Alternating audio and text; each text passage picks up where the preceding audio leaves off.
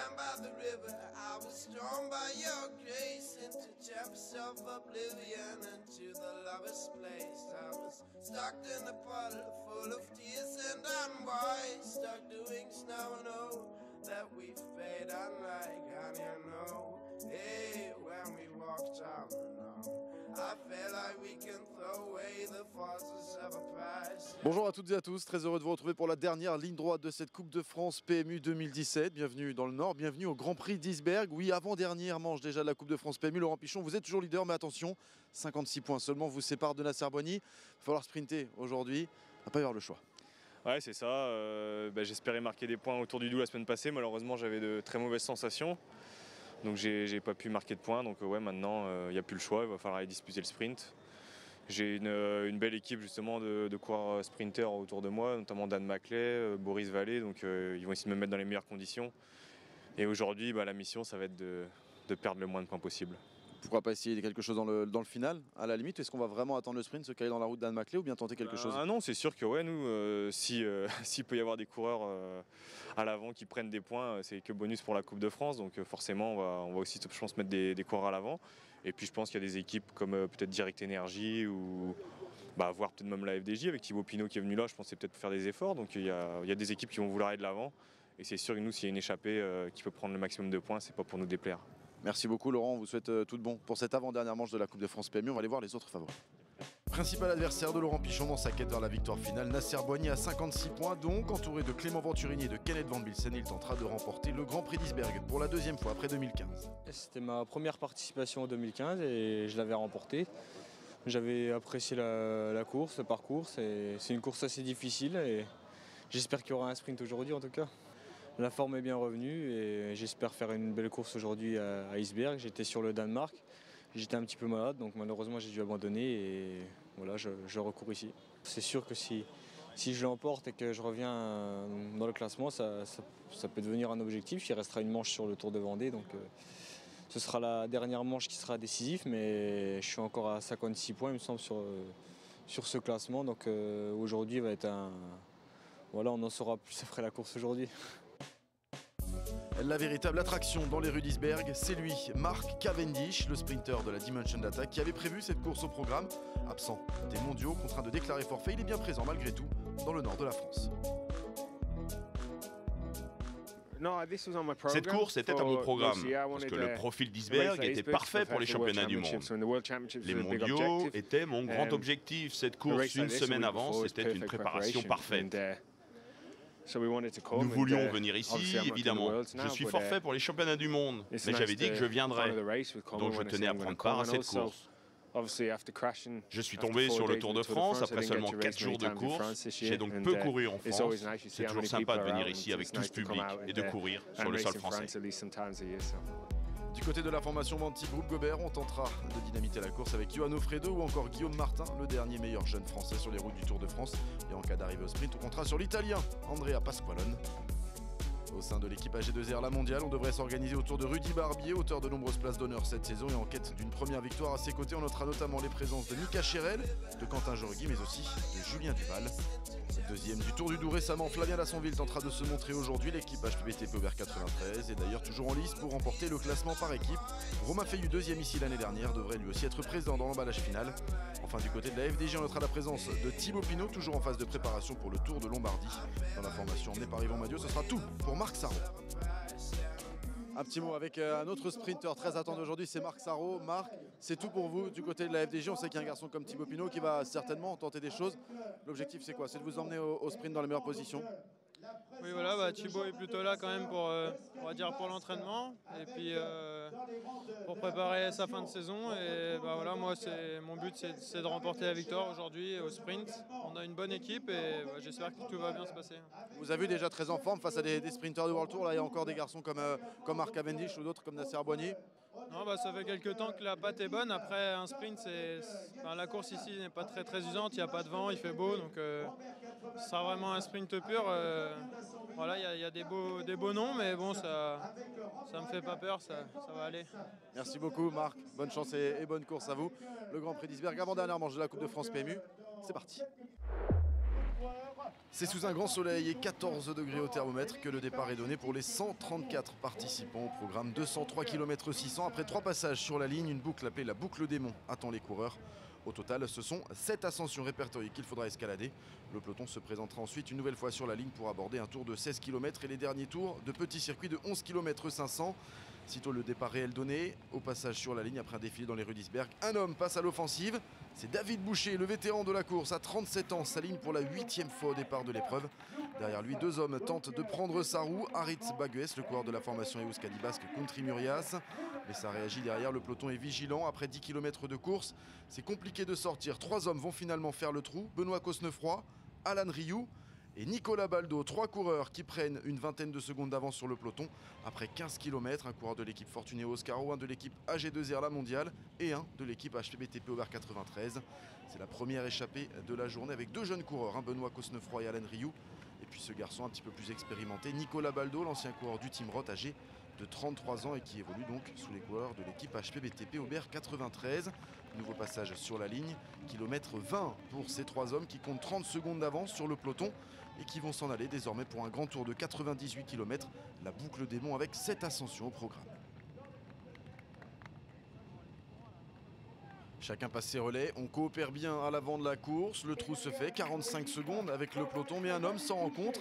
Oui, c'est encore lui, David Boucher, qui tente de sortir du peloton. Derrière lui, 2 autres garçons prennent sa roue avec notamment Rudy Barbier pour l'équipe AG2R La Mondiale. C'est un petit peu surprenant, on a déjà mis un garçon à l'avant avec Benoît Cosnefroy. Et bien là, c'est le sprinter de l'équipe AG2R La Mondiale qui tente de sortir. Impressionnant, David Boucher, une nouvelle fois à l'attaque. C'était lui, dès le kilomètre 0, qui était le premier à sortir du peloton. Et bien là, il remet ça, mais ça va être compliqué pour ces 3 hommes. Rudy Barbier l'a bien compris également, lui qui avait terminé 5e ici à Iceberg l'année dernière. Le peloton est vigilant juste derrière et au moment où les hommes sont repris, David Boucher en remet une, c'est reparti pour le Belge. Le coureur de l'équipe Powell Sozen, Vastreux de service, repart à l'attaque. Il y a un garçon qui tente de prendre sa roue, un pensionnaire de l'équipe HPBTP Aubert 93. C'est Pierre Gouault qui est là, le jeune coureur, 24 ans seulement, de cette équipe francilienne. Une équipe qui a déjà placé un homme à l'avant, on le rappelle, Nicolas Baldo est présent en tête de course.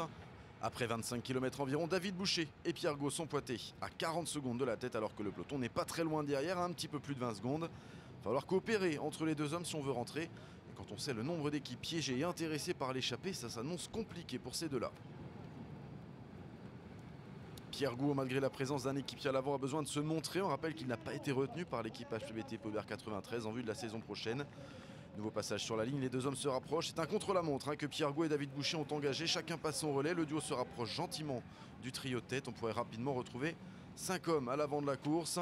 Mais quel effort de David Boucher depuis le départ de ce 71e Grand Prix d'Iceberg. Il emmène Pierre Gouault pour l'instant. Si les 2 hommes parviennent à faire la jonction, ils devront ensuite prendre le temps de récupérer. Parce que là, ils ont déjà beaucoup donné depuis le départ.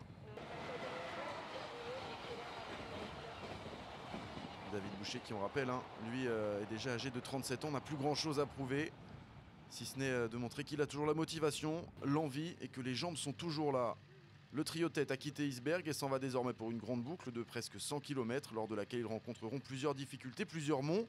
On retrouve toujours Nicolas Baldo, Alan Rioux et Benoît Cosnefroy en tête de course. Les 3 hommes présents aux avant-postes le savent, il n'y a que peu de chances pour eux d'aller au bout. La région n'est pas la plus montagneuse qui existe et ce sera difficile de créer des écarts aujourd'hui. L'écart avec le duo de poursuivants, lui, continue de se réduire. Il n'y a plus qu'une trentaine de secondes après 30 km. Du côté du peloton, on a clairement décidé de laisser partir. On ne va pas tenter de revenir ni sur le trio de tête, ni sur le duo de poursuivants.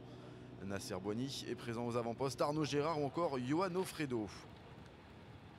Pendant que derrière on se relève, à l'avant on a fait les efforts et la jonction s'effectue enfin après 32 km de course à hauteur de Lierre.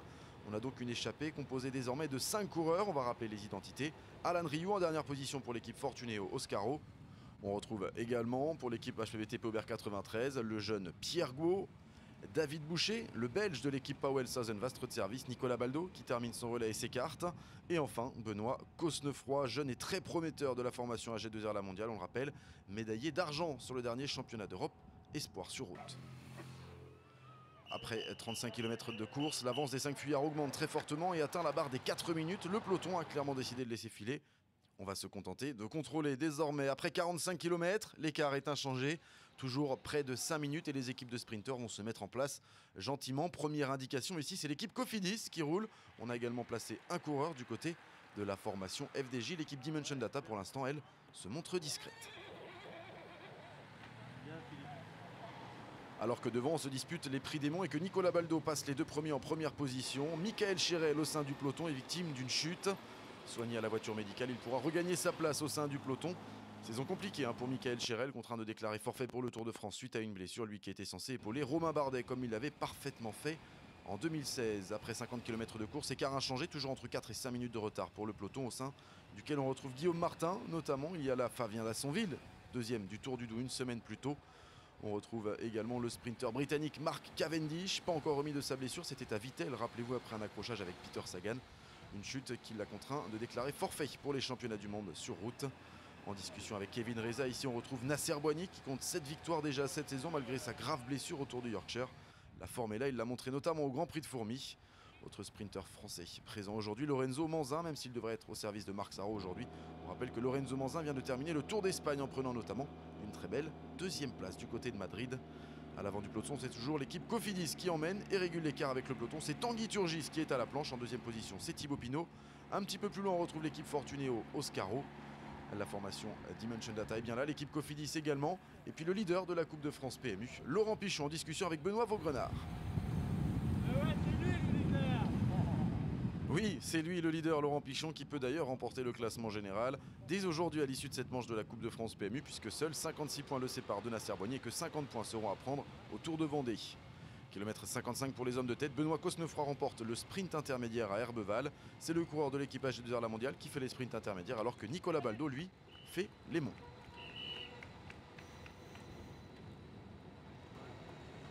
Toujours 5 hommes échappés sur les routes du 71e Grand Prix d'Isberg. Benoît Cosnefroy, pensionnaire de l'équipe AG2R La Mondiale. Alan Rioux pour la formation Fortunéo Oscaro. On retrouve également l'inépuisable David Boucher, représentant de l'équipe Powell's Southern Vast Service.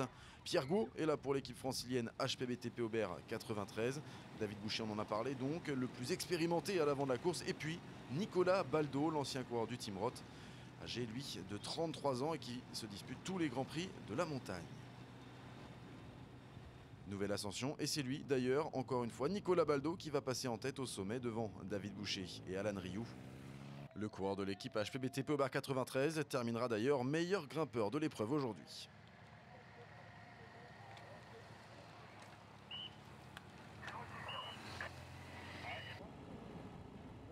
Peu de vent sur la route du Grand Prix d'Isberg et au sein du peloton on retrouve des coureurs de l'équipe Direct Energy. On n'en a pas encore beaucoup parlé. Jérémy Cornu, dossard 53 ici à l'image.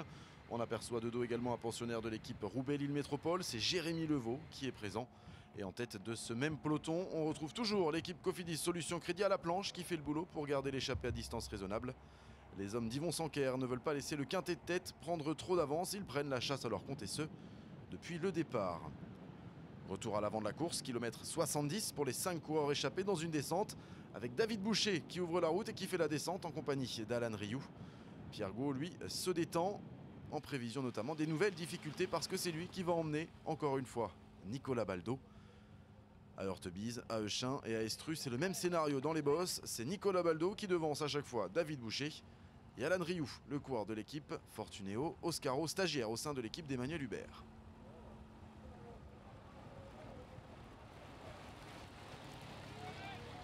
Benoît Cosnefroy, lui pour l'instant ne fait pas les efforts. Il se contente des sprints intermédiaires et pourquoi pas jouer sa carte dans le final. On le sait, très offensif et attaquant, le jeune coureur de l'équipe Terre et Ciel.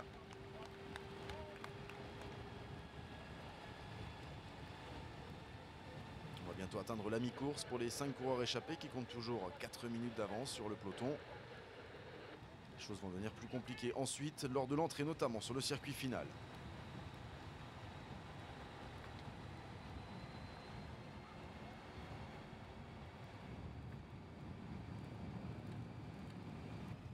Jean-Luc Pedrotti et Philippe Mouchet sur la motocaméra s'attardent sur David Boucher, l'expérimenté coureur belge.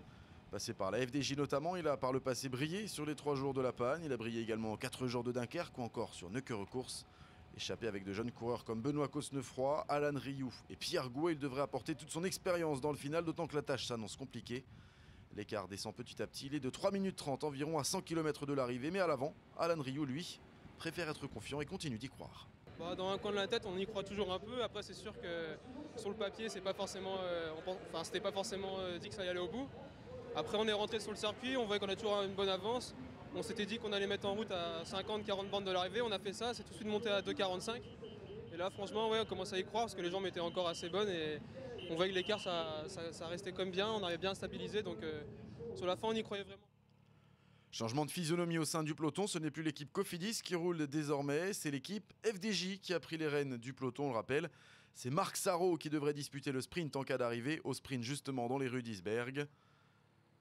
La tête de course, elle, traverse la commune de Gouarbec. L'écart est de 3 minutes désormais avec un peloton de plus en plus menaçant et qui se rapproche. Les efforts consentis pour prendre l'échappée, les longs relais de chacun vont forcément commencer à se faire sentir maintenant. Thibaut Pinot fait le boulot, le vainqueur d'étape sur le dernier Giro d'Italia et 4e du classement général imprime le tempo. Récent vainqueur du Tour de l'Ain, il vise désormais une victoire au Tour de Lombardie en fin de saison, on le rappelle, c'est son gros objectif et c'est la raison pour laquelle il se présente aujourd'hui à Isberg. L'équipe Dimension Data a également décidé de placer un homme, c'est nouveau, c'est Adrien Nionchuti qui est présent en 2e position. La tête de course se présente dans Isberg, nouveau passage sur la ligne, on va entamer les petits tours de circuit, 16 km 500 d'abord, puis des petits tours d'un petit peu plus de 10 km. Les 5 hommes passent la ligne, il reste alors 85 km à parcourir, 3 minutes toujours d'écart entre ces hommes-là et le peloton. Les petits tours de circuit, on le rappelle, sont dénués de toute difficulté. On va forcément perdre du temps alors que là on rigole entre Pierre Gou et Benoît Cosnefroy. Il va falloir rester concentré au sein de ce groupe. Nouveau passage sur la ligne, il reste 5 tours, soit 57 km à parcourir. L'écart, un petit peu moins de 3 minutes désormais. On rappelle David Boucher, Pierre Gou, Nicolas Baldo, Benoît Cosnefroy et Alan Rioux, toujours présents à l'avant de la course depuis le kilomètre 20. Et derrière, c'est toujours l'équipe Cofidis qui fait le tempo. La formation Roubaix-Lille Métropole qui a mis un homme également. On va entrer dans le final de l'épreuve. Les 50 derniers kilomètres. L'écart qui ne dépasse plus les 3 minutes désormais. Nicolas Baldo qui fait le travail. Les gros relais également de Benoît Cosnefroy qui ne ménage pas ses efforts depuis le départ. David Boucher, le plus expérimenté de ce groupe, qui va essayer de montrer la voie du succès à tous ces jeunes coureurs qui l'accompagnent. Imaginez que David Boucher parvienne à s'imposer aujourd'hui à 37 ans. L'histoire serait belle. Pierre Gou qui fait le travail en tête de groupe. Pas encore de succès pour Pierre Gou chez les professionnels. Nicolas Baldo, vainqueur lui de l'An Postra, c'était en 2012. David Boucher qui a souvent obtenu des places d'honneur mais jamais levé les bras en professionnel. Gros relais là de Nicolas Baldo qui va peut-être faire le travail dans le final pour Pierre Gou. Nicolas Baldo qui est déjà assuré de monter sur le podium. Il est le meilleur grimpeur de ce 71e Grand Prix d'Isberg. En 3e position, Benoît Cosnefroy, ici à l'image.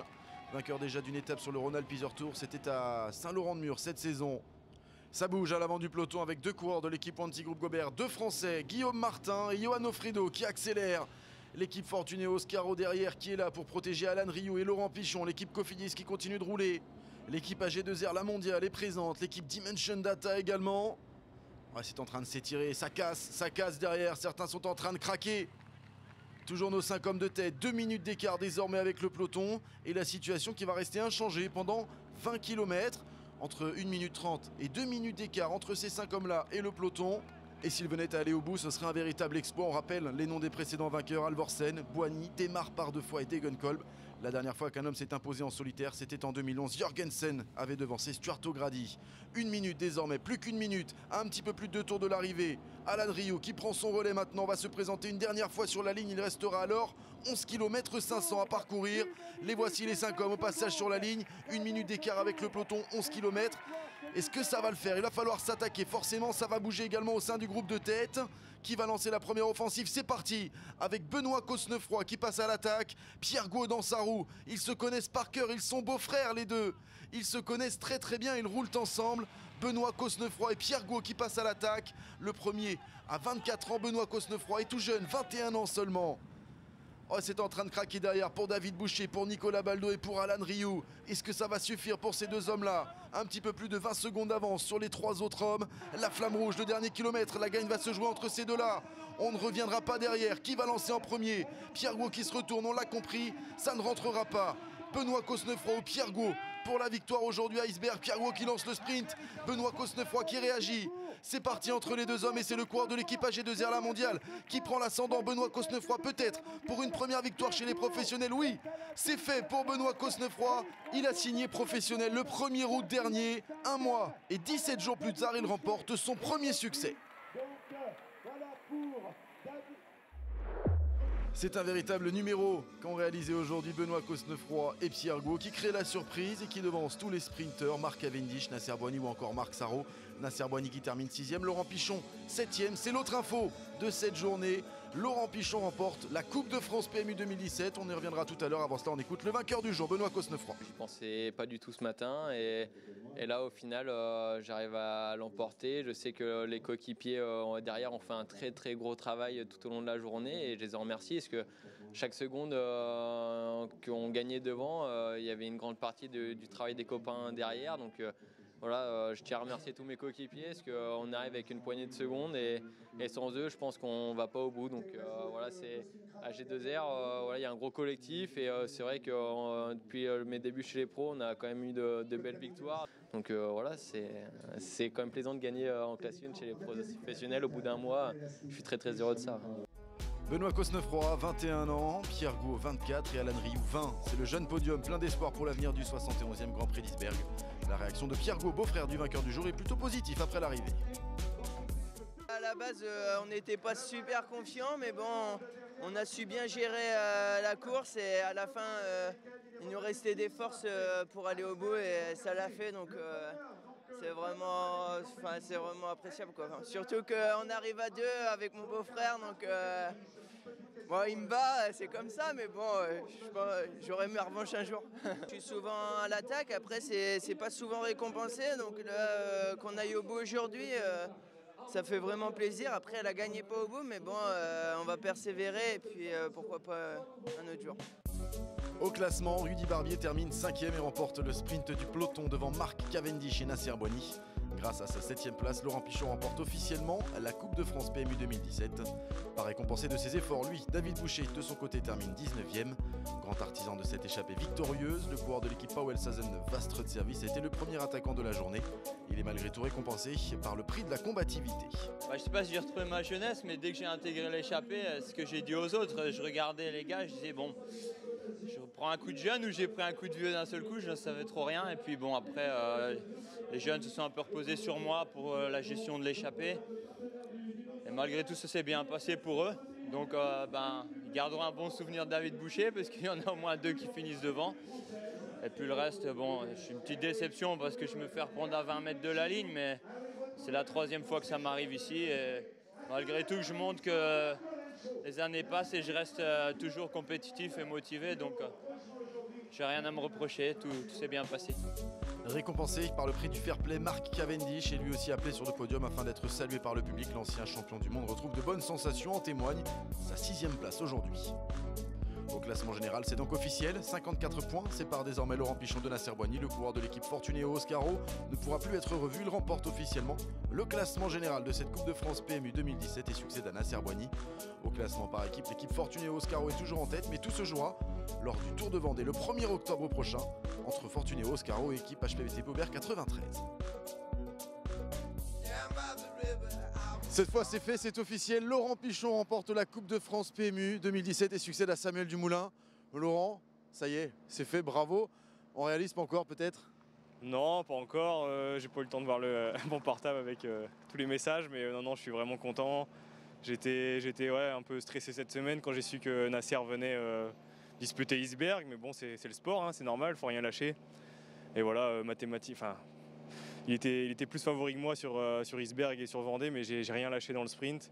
Et puis cerise sur le gâteau, on a notre jeune stagiaire qui est dans l'échappée, qui a tout donné. Ils vont au bout, ils ont pris les gros points pour la Coupe de France et derrière, en terminant juste derrière Nasser, ça l'a fait, donc c'est super. Vous avez pris sa roue, vous saviez qu'il fallait rester dans sa roue pour le sprint? J'avais pris sa roue, celle de Marc Sarrault aussi, que je sais qui va très vite. Et voilà, j'ai lancé de loin un petit peu parce que j'étais un petit peu derrière eux et aux 300 mètres, j'ai lancé mon sprint. Je me suis trouvé côte à côte avec eux, j'avais un petit œil sur Nasser, je voyais que je ne leur remontais pas. Je pensais qu'il faisait 2 places devant moi, mais finalement c'est qu'une seule, donc c'est génial. Ça conclut une belle saison avec 3 victoires, mon premier Tour de France et voilà, maintenant je suis libéré, mais j'ai envie de finir encore sur une belle note la saison. On verra alors sur le Tour de Vendée le 1er octobre. Ouais, bien sûr, c'est une course que j'adore, j'ai dû faire 3 fois 4e, 1 fois 5e, donc voilà, je sais que j'ai pas mal de membres de ma famille qui vont faire le déplacement, des copains aussi, donc il y aura une super ambiance et puis Et puis j'ai hâte qu'on puisse fêter ça cet hiver, fêter cette saison et cette Coupe de France. Merci beaucoup et un grand bravo à Laurent Pichon qui remporte donc cette Coupe de France PMU 2017. Prochain rendez-vous, on l'a dit, 1er octobre pour le Tour de Vendée. D'ici là, portez-vous bien. Bye bye.